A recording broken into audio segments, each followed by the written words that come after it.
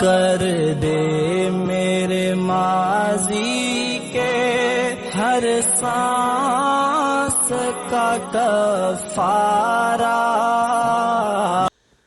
الحمدللہ وکفا وسلام علی عبادہ الذین اصطفیٰ، اما بعد، اعوذ باللہ من الشیطان الرجیم، بسم اللہ الرحمن الرحیم۔ یا ایھا الذین آمنوا کتب علیکم الصیام کما کتب علی الذین من قبلکم لعلکم تتقون۔ صدق اللہ العظیم۔ بزرگان محترم، عزیزان مکرم اور معزز دینی ماں اور بہنیں اور پیارے بچوں، السلام علیکم ورحمۃ اللہ وبرکاتہ۔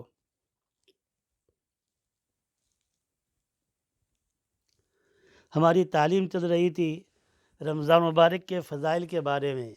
کل میں نے ایک حدیث تلاوت کی تھی۔ حضرت سلمان فارسی رضی اللہ تعالیٰ عنہ فرماتے ہیں کہ نبی کریم صلی اللہ تعالیٰ علیہ وسلم نے رمضان سے پہلے ایک خطبہ دیا جس میں رمضان کی بہت سی فضیلت بیان کی ہے۔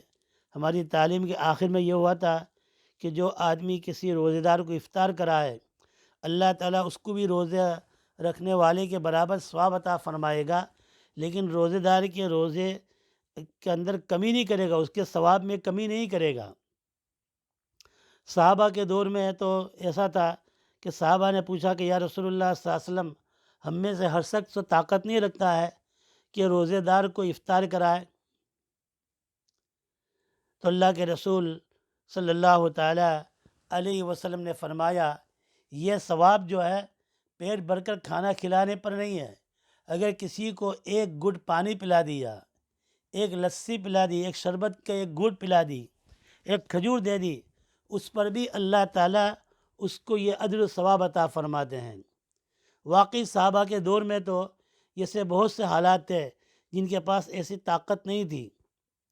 الحمدللہ اس کا نمونہ میں نے ذکر کیا تھا کہ ہم نے الحمدللہ مدینہ طیبہ میں بھی 2 مرتبہ رمضان گزارنے کے موقع ملے۔ مکہ مکرمہ میں بھی، وہاں بھی لوگوں کو دیکھا کہ لوگ اپنے تھرموس بھر بھر کر قہوہ بھی لاتے ہیں اور افطاری کی دسترخوان لگاتے ہیں۔ خصوصاً مدینہ طیبہ میں تو بڑی رونق ہوتی افطاری کے وقت، بے شمار لوگ بڑے بڑے دسترخوان لگاتے ہیں اور لوگوں کو پکڑ پکڑ کر لاتے ہیں۔ میں نے انگلینڈ کے اندر بھی دیکھا، یہاں پر بھی، کہ لوگ کھجور لے کر آتے ہیں، کوئی آدمی جو ہے وہ مرغی کی ٹانگیں لے کر آتا ہے، افطاری کے وقت سب کو پیش کرتے ہیں۔ بہت سے لوگ اس کو لینے کا انکار کر دیتے ہیں، ان کی کھجور نہیں لیتے ہیں، ان کا پانی نہیں لیتے ہیں۔ وہ کہتے ہیں کہ اگر ہم نے ان کے کھجور سے ہم نے افطار کر لیا تو ثواب ان کو مل جائے گا۔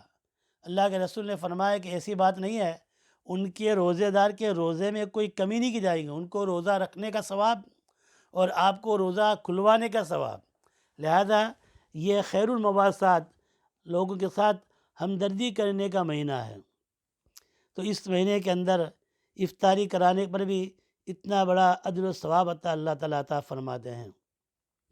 اور روزہ دار کو پیٹ بھر کے کھلائے تو اس کا تو کیا پوچھنا، آگے اس کی حدیث آ رہی ہے۔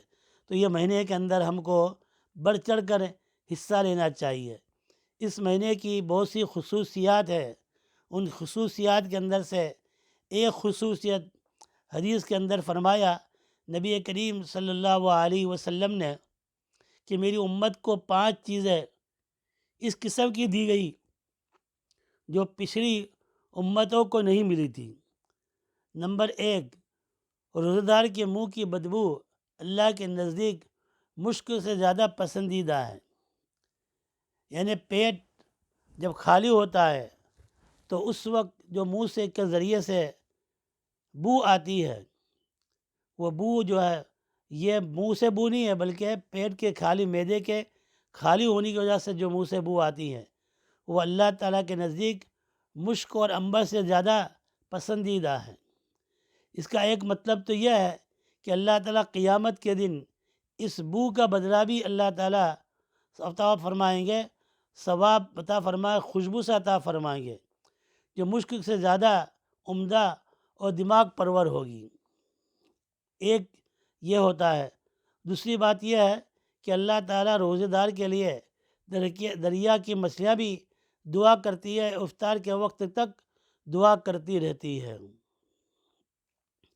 اور افطار کے وقت ہر روزے دار کی دعا قبول ہوتی ہے، دن بھر میں ایک دعا ضرور قبول ہوتی ہے۔